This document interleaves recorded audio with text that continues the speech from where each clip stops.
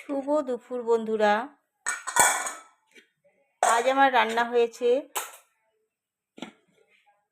ভাত,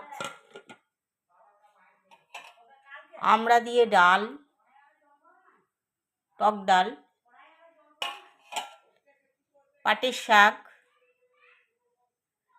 ডিম আলু দিয়ে তরকারি